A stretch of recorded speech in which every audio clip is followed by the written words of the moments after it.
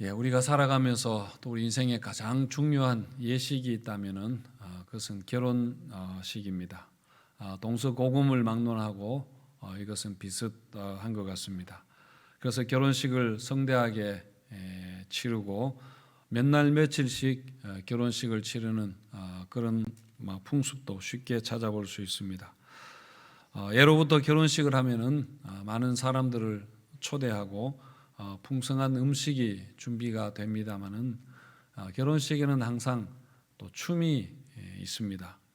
우리나라는 별로 그렇지 않습니다마는 외국 경우를 보더라도 결혼식 후에 피로연을 하는데 밤늦게까지 술을 마시고 춤을 추는 것을 볼 수 있습니다. 그러니까 결혼과 음식과 춤은 모두 생명을 의미하는 것입니다. 생명의 잉태를 상징하는 그런 것들입니다. 그리고 결혼과 춤은 우리가 하나님을 설명할 때도 자주 설명되는 그런 내용입니다. 하나님이 우리 사람을 창조하실 때에 어떻게 창조하셨나요? 하나님의 형상으로 우리를 창조하셨습니다. 하나님을 본받아서 우리 사람을 만드셨는데 하나님을 본받았다 하는 것이 하나님의 생김새를 닮았다 하는 의미가 아니라 하나님이 성부와 성자와 성령 삼위 하나님이 계시는 것처럼 우리 인간도 남자와 여자로 그렇게 창조하시고 그 관계 속에 있게 하셨다. 그게 바로 하나님을 닮았다 하는 뜻입니다. 창세기 1장 27절에 보면은 하나님이 자기 형상 곧 하나님의 형상대로 사람을 창조하시되 남자와 여자로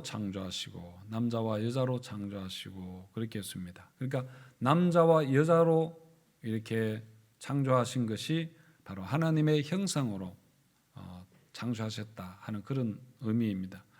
그러니까 하나님도 혼자가 아니시라 성부, 성자, 성령 삼위 하나님이십니다. 그래서 하나님은 아담과 하와를 창조하시고 둘이 한 몸을 이룰지로다. 삼위 하나님이 긴밀한 교제 가운데 마치 하나가 되어서 그렇게 존재하시는 것처럼 남자와 여자가 한 몸이 되어서 살아가라 그렇게 하셨습니다. 그래서 우리가 이 하나님의 모습을 본받는 것이 그게 바로 이런 결혼입니다. 그래서 우리는 결혼을 통해서 하나님의 그 모습을 하나님의 존재 방식을 하나님의 성품을 우리가 결혼을 통해서 가장 잘 나타낼 수 있는 것입니다. 그리고 또 삼위 하나님을 잘 설명하는 것이 여러분 춤인데요. 그래서 하나님을 춤을 추는 하나님이라 그렇게 설명하는 사람들도 있습니다. 보통 춤은 남녀가 한 쌍이 되어서 그렇게 어우러지며 춤을 춥니다. 남자와 여자가 파트너가 되어서 두 사람이 춤을 추지만은 마치 한 사람이 움직이는 것처럼 그렇게 춤을 출 때에 그것이 가장 멋진 춤이 되는 것이죠. 그렇게 되려면은 두 사람의 동작과 자세가 완벽하게 서로 조화를 이루어야 하고 정말 한 마음이 되어야 합니다. 그렇지 않으면은 영 어색하게 되고 흥이 깨어져 버리게 됩니다. 하나님이 춤을 추는 하나님이라 하는 게 무슨 뜻인가 하면은 삼위 하나님이 그저 의자에 앉아서 가만히 존재하시는 것이 아니라 정말 새 하나님이 역동적으로 그렇게 관계적으로 계속 움직이는 하나님이라는 그런 말입니다. 하지만 완벽한 조화를 이루어서 그 삼위 하나님이 그야말로 하나가 되어서 그렇게 일을 하신다 하는 것이죠. 그래서 우리의 결혼도 이처럼 두 사람이 한 몸이 되어서 사랑과 평화와 조화 가운데 그렇게 있어야 합니다. 그리고 춤이라는 것은 원래 생명을 상징하는 그런 행동입니다. 몸짓입니다.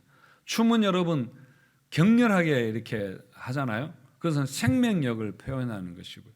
그리고 생명의 잉태를 나타내는 사실은 어떤 성적인 그런 행동입니다. 그러니까 하나님이 존재하시면서 가만히 계시는 것이 아니라 하나님은 계속해서 창조하시고 생산적인 그런 생명력을 발산하시고 그 창조 사역을, 생명 창조 사역을 하신다는 그런 의미입니다. 그래서 여러분, 이것도 우리가 하나님을 닮아 가야 합니다. 우리 사람은 하나님을 닮아 가게 되어 있거든요. 그래서 우리의 가정도, 그리고 우리 교회도, 우리 구역도, 그리고 당회와 교역자와 사역원과 우리 모든 기관이 이런 하나님을 닮아 가야 합니다. 하나님의 어떤 그 존재와 사역을 우리가 계속 드러내야 하는 것이죠. 서로 다르지만은 한 마음과 한 뜻으로 조화를 그렇게 이루어야 하고, 그리고 또 가만히 있기만 하는 것이 아니라 생명을 낳는 창조 사역을 해야 됩니다. 생산적인 사역을 계속해서 그렇게 해내야 한다는 그런 말입니다. 그래서 여러분, 이런 하나님을 닮는 우리 모두가, 또 우리 교회가 되시기를 축원드립니다. 오늘부터 요한계시록을 다시 보려고 하는데요, 요한계시록 19장부터는 요한계시록 결말에 해당하는 부분입니다. 19장 1절, 오늘 읽은 1절과 6절에 보시면은 이 일 후에 내가 들으니 그렇게 했습니다. 이 일 후에라고 한 것은 18장 다음에 나오는 그런 내용이라는 말입니다. 18장에 무슨 내용이 나오는가 하면은 18장에 바벨론 성이 멸망하는 것에 대해서 나왔습니다. 요한계시록에는 세 가지의 재앙 시리즈가 나왔습니다. 첫 번째 재앙 시리즈가 7개의 인봉재앙이 나왔고, 그 다음에 7개의 나팔재앙이 있었습니다. 그리고 마지막으로 7개의 그 대접재앙이 일어났습니다. 7번째 대접재앙이 마지막 재앙이었는데, 그 7번째 대접이 쏟아졌을 때에 바벨론이 멸망하게 되었습니다. 그래서 이 바벨론 성이, 바벨론 도시가 멸망했다는 것은 한마디로 죄 많은 이 세상이 끝났다는 말입니다. 그 바벨론 성은 인간의 탐욕과 죄가 넘치는 또 다른 바벨탑, 이름도 비슷합니다만 또 다른 바벨탑이었는데, 그 바벨론이 마지막 재앙으로 무너지면서 인간의 역사가 끝이 나게 됩니다. 이렇게 세상 나라가 멸망하고 하나님의 심판이 끝이 났을 때, 그 일이 있은 후에 요한이 들은 것이 뭐냐면은 바로 찬양 소리가 나는 것을 들었습니다. 1절 말씀해 보시면은 할렐루야, 구원과 영광과 능력이 우리 하나님께 있도다, 그렇게 했고요. 6절에서도 또 내가 들으니 허다한 무리의 음성과도 같고 많은 물소리와도 같고 큰 우레소리와도 같은 소리로 이르되 할렐루야, 주 우리 하나님 곧 전능하신 이가 이제 통치하시도다, 그런 찬양이었습니다. 그러니까 하나님이 이 세상을 공의로 심판하시는 것을, 최종적으로 심판하는 것을 보고 큰 무리와 24장로와 내 생물이 찬양을, 하나님을 찬양합니다. 그러니까 하나님의 구원하는 것에 대해서, 하나님의 심판하는 능력에 대해서, 그리고 그 하나님의 영광에 대해서 찬양을 합니다. 이 찬양의 내용은 두 가지라 그렇게 할 수 있는데, 바로 아멘과 할렐루야, 아멘과 할렐루야입니다. 4절에 나오죠. 또 24장로와 내 생물이 엎드려 보좌에 앉으신 하나님께 경배하여 이르되 아멘 할렐루야 하니. 아멘이라는 것은 하나님이 행하신 일에 대해서 전적으로 동의를 보내는 그런 반응입니다. 하나님 하시는 일이 옳으십니다, 정말로 그렇습니다 하는 것입니다. 우리가 하나님 말씀에 대해서, 말씀이 선포될 때 아멘 하는 것은 하나님의 모든 말씀은 진실되고, 그리고 진실되기 때문에 그것은 모든 말씀이 다 그대로 실행될 것이기 때문입니다. 그게 복에 관한 말씀이든 아니면 심판에 관한 말씀이든지 간에 하나님의 말씀은 반드시 1.1획도 땅에 떨어지지 아니하고 그대로 실행될 것이기 때문에 우리는 모든 말씀에 대해서 아멘 할 수밖에 없는 것입니다. 여러분, 요한계시록의 중요한 메시지 중에 하나가 뭐냐면은 하나님의 모든 말씀은 반드시 최종적으로 결국은 이루어진다는 것을 마지막에 집약적으로 보여주는 것이 요한계시록입니다. 그래서 특히 여러분, 요한계시록에는 구약 성경에 나오는 많은 말씀들이 나오는데요. 그 이유도 그렇습니다. 구약의 그 모든 말씀이 전부 다 이루어졌다는, 다 이루어지고 세상이 끝난다는 것을 보여주고 있습니다. 여러분이 앞으로 어떻게 되실지 여러분 궁금하시죠? 그런데 저는 여러분들이 어떻게 될지 분명히 알고 있습니다. 어떻게 되는가 하면은 하나님 말씀하신 대로 여러분 됩니다. 그리고 말씀에 순종하는 대로 여러분들에게 여러분 이루어집니다. 그래서 하나님 말씀을 여러분 정말 믿으시고 하나님 말씀에 대해서 여러분이 아멘 하시기 바랍니다. 그렇게 모든 것이 말씀대로 되는 줄 믿고 아멘 하면은 그 다음에 나오는 반응이 바로 할렐루야, 찬양이 있게 됩니다. 할렐루야 하는 것은 하나님을 찬양하라 하는 것 아닙니까? 신약 성경에서 할렐루야라는 단어가 나오는 것이 여기뿐입니다. 근데 여기 나오는데 한꺼번에 6절 안에 4번이나 그렇게 나옵니다. 마치 깊은 산속에 가서 100년 된 산삼 4뿌리를 한꺼번에 발견하는 것과 같은 그런 본문입니다. 할렐루야도 아멘과 같은 겁니다. 하나님 하시는 모든 일이 선하시고 옳으시고 공의로우시기 때문에 하나님이 하시는 일에 대해서 우리가 찬양하는 것입니다. 할렐루야 하면서 우리가 반응하는 것이죠.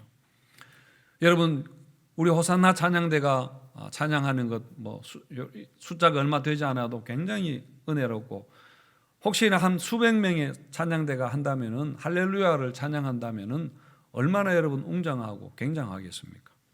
근데 우리가 천국에 가면은 온 천군과 천사들이 찬양을 하게 되고, 그리고 모든 민족과 나라와 백성과 방언에서 온 수많은 무리가 우리가 다 거기에 포함돼서 그렇게 할렐루야 찬양을 부른다고 여러분이 한번 생각해 보십시오. 여러분, 그 찬양이 얼마나 대단하겠습니까? 정말 상상할 수 없는 그런 세계입니다. 그러나 여러분, 지금도 하나님은 우리 가운데서 놀라운 일을 행하고 계십니다. 그래서 지금도 우리는 항상 할렐루야 찬양을 할 수가 있다는 것입니다. 우리가 그 승리를 경험하고 있고 우리가 그 승리를 믿기 때문에 우리는 찬양하는 것입니다. 여러분, 지금도 우리 교회는 승리하고 있습니다. 제가 사는 집이 KT 위즈 야구 경기장 근처입니다. 코로나가 오고는 아닙니다만은 코로나 오기 이전에는 야구 경기가 있으면은 그 동네가 시끄럽습니다. 와 하는 그 함성과 응원 소리가 제가 집에 있어도 다 들릴 정도입니다. 그래서 와 하는 소리가 들리면은 KT가 홈런을 쳤구나, 안타를 쳤거나 지금 점수를 했거나 하는 것을 그냥 알 수가 있습니다. 그리고 마지막에 이제 폭죽이 터지잖아요. 그러면 오늘 경기 끝났구나, 이겼구나, 그렇게 알게 됩니다. 여러분, 교회에서 예배 드리는 것도 마찬가지입니다. 교회에 예배 드리면서 찬양 드리는 것은 바로 이런 승리에 대한 함성 소리입니다. 우리가 이기고 있다는 것에 대한 그 응원의 그 기쁨의 소리인 것이죠. 그래서 여러분, 찬양이란 무엇인가? 제가 한 4가지로 정리를 해봤는데, 찬양은 먼저 죄와 사망의 권세를 이기신 주님을 증거하는 것입니다. 그리고 또 악의 세력들을 향해서, 이 세상을 향해서 주님이 이미 승리하셨다는 것을 우리가 계속해서 대항해서 선포하는 것입니다. 그리고 아직 이 주님의 승리를 인정하지 않고 세상을 따라 사는 자들에게 주님의 승리 안으로 들어오라고 우리가 계속해서 초청하는 것입니다. 그것이 예배입니다. 그리고 예배를 마치고 세상으로 나가서 우리가 삶의 자리로 가서 계속 그런 승리의 삶을 살라는 출정식과 같은 것이 여러분 예배입니다. 그래서 예배 마지막에 우리가 축도를 하잖아요.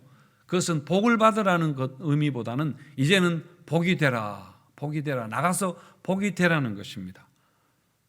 그래서 이제 세상에 나가서 여러분이 주님을 섬기십시오, 세상을 섬기십시오 라고 하는 파송 선언이, 그게 바로 여러분 축도인 것입니다.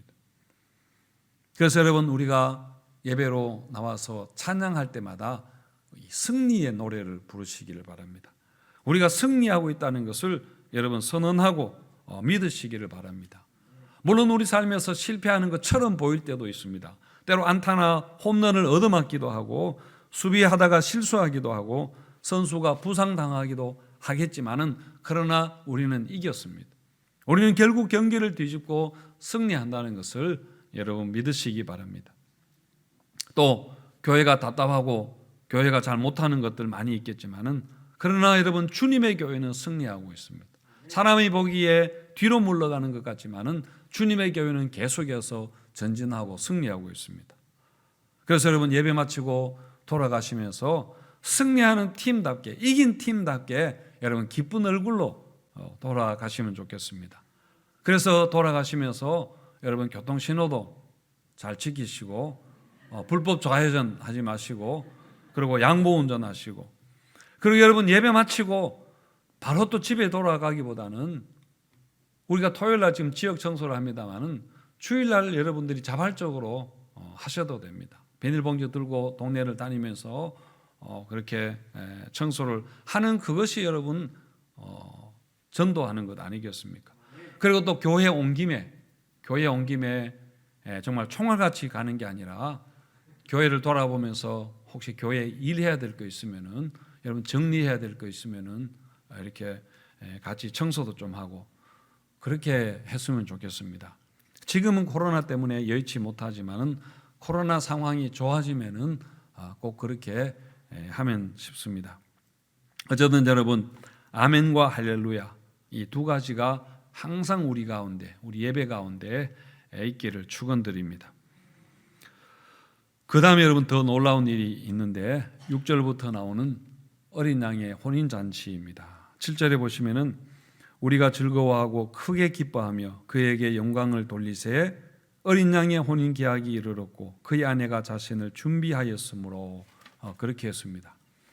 바벨론에 대한, 이 세상에 대한 하나님의 심판이 종결되었을 때에 아멘과 할렐루야라는 찬양이 있었는데, 이제는 더 즐거워하고 기뻐하는 또 다른 그 찬양의 제목이 기다리고 있다는 것입니다. 그게 바로 어린 양의 혼인잔치입니다. 어린 양의 혼인잔치가, 결혼식이 준비가 되어 있습니다. 이 땅에서 음녀의 유혹에 빠져 세상을 사랑하며 산 것이 아니라, 그 가운데서도 믿음을 지키고 그리고 기다리며 준비했던 자들은 드디어 예수님과 혼인잔치에 이르게 됩니다.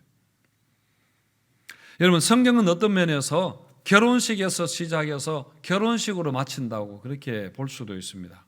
하나님이 천지를 창조하시고 아담과 하와를 만드시고 두 사람을 결혼시켰습니다. 두 사람이 부부가 되게 하고 가정을 만드셨습니다. 하지만 어떻게 되었나요? 죄가 들어와서 그 가정이 깨어지고 말았습니다. 그 가정이 엉망의 가정이 되고 말았습니다. 그래서 하나님은 이 세상을, 이 깨어진 가정을 구원하기 위해서 아브라함의 가정을 부르셨습니다. 그래서 세상을 구원하는 구속 사역을 하나님이 그 아브라함의 한 가정을 통해서 시작을 하시죠. 그래서 하나님은 아브라함의 자손인 이스라엘과 언약 관계를, 이 구속 사역을 하는데 협약 관계를 그렇게 맺으셨는데, 그 언약을 다른 말로 혼인 관계라 그렇게 할 수 있습니다. 그래서 성경에 보시면은 이스라엘은 하나님의 신부라고 그렇게 이야기를 합니다. 하지만 이스라엘이 하나님의 신부로서 어떻게 합니까? 계속 바람을 피웁니다.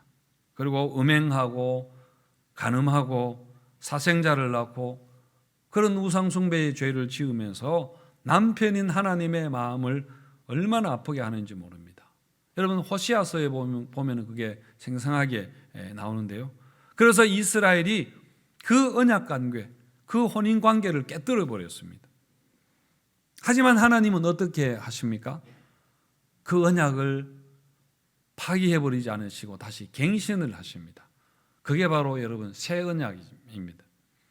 그리고 그 새 언약은 사람의 연약함 때문에 깨어지지 못하도록 아예 예수님의 피로 그렇게 새 언약을 세우셨습니다. 그 새 언약의 공동체가 뭐냐 하면은 그게 바로 여러분 교회입니다.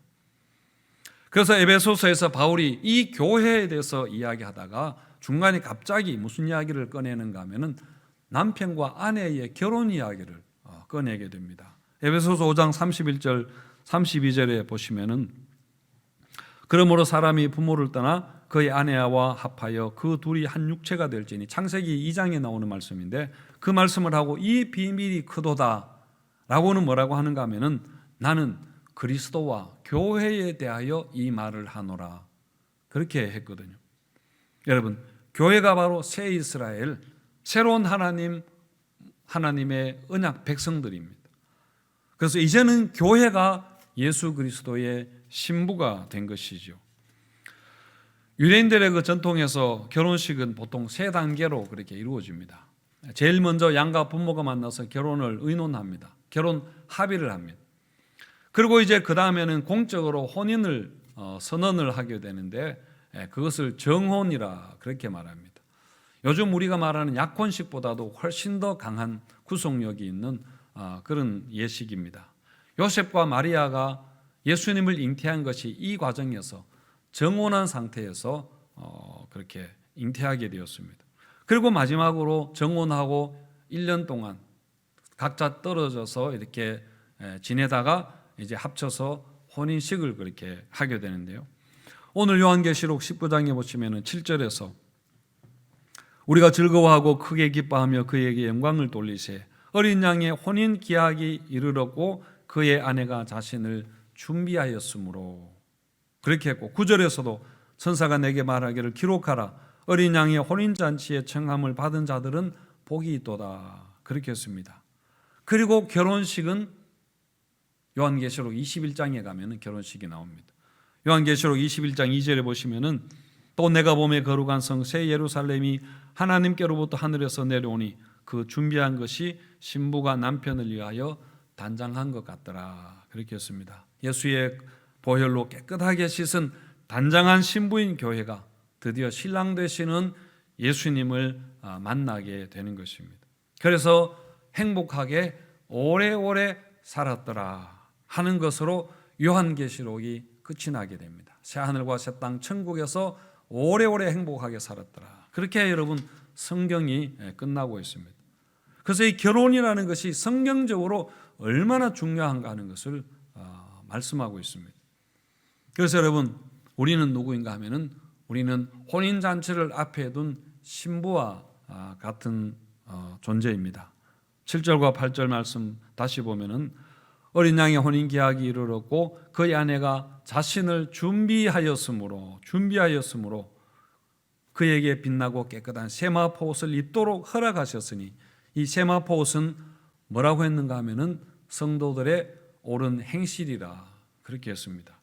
우리가 주님 앞에 서서 입게 될 그 혼인 예복 그게 뭐냐면은 그 세마포 옷이라 했는데 이 세마포 옷은 승리와 순결을 상징하는 것입니다. 옛날에 구약의 제사장들이 입었던 옷이 세마포 옷이었고 예수님이 십자가에 죽으시고 장사 지낼 때 세마포 옷으로 그 시신을 그렇게 샀던 옷인데요. 여러분 이 세마포 옷이 뭐냐 하면은 성도들의 거룩한 행실이라 그렇게 했습니다. 그러니까 그리스도의 신부인 교회 우리 성도가 준비해야 할 옷 세마포 옷은 바로 우리의 옳은 행실입니다. 거룩한 행실입니다.